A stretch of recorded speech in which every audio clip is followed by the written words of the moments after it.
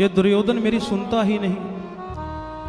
तो विदुर जी कहते हैं कि महाराज, शास्त्रों की आज्ञा है, यदि किसी अंग में कोई रोग उत्पन्न हो जाए और पूरे शरीर को जिससे खतरा बन जाए, तो उससे बेहतर यही है कि उस अंग को ही कटवा दिया जाए।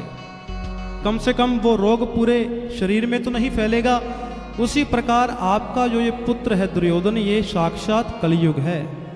अगर आप इसी प्रकार इसकी सुनते रहे तो ये पूरे राष्ट्र को ही खत्म कर डालेगा। ये बात दुर्योधन ने सुन ली, आकर के विदुर जी को डांटने लगा और कहने लगा, कये न मत्रोप जुहाव जुहवम। अरे किसने इसको बुलाया था परामर्श देने के लिए? अरे ये दासी पुत्र हमारे टुकड़ों पर पलने वाला, भला ये क्या हमें समझाएगा? जब डांटता हुआ विदुर जी को खूब खरी खरी सुनाने लगा, और विदुर जी देख रहे हैं कि राजा जो धृतराष्ट्र जी हैं वो मौन हो रखे हैं, कुछ भी इसको समझा नहीं रहे, तो वो समझ गए कि जिस राज्य में ऐसा मूर्ख जन्म ले लेता है वो राज्य ज़्यादा देर टिक नहीं सकता। और विदुर जी ने आज क्या किया, अपने धनुष और बाण वहीं रख करके विदुर जी कहते हैं कि दुर्योधन तू क्या मुझे निकालेगा? अरे मैं स्वयं ही तुम सबका परित्याग करके जा रहा हूं। सुखदेव जी कहते हैं कि राजन, ये विदुर नहीं जा रहे, कौरवों का जो भी पुण्य केवल विदुर रूप में वहां विराजमान था, आज कौरवों का वो सारा पुण्य ही मानो उनको छोड़ करके, उनका परित्याग करके जा रहा है।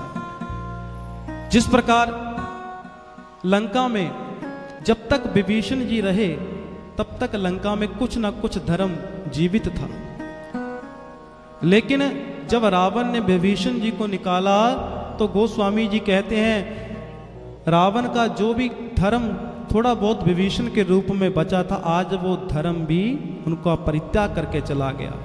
अस कही चला विभीषण जब ही, अस कहे चला विभीषण जब ही, अस कहे चला विभीषण जब ही, अस कहे चला विभीषण जब ही, आयुहीन भय सब तब ही, आयुहीन भय सब तब ही, अस कहे चला विभीषण जब ही, अस कहे चला विभीषण जब ही, अस कहे चला विभीषण जब ही, अस कहे चला विभीषण जब ही।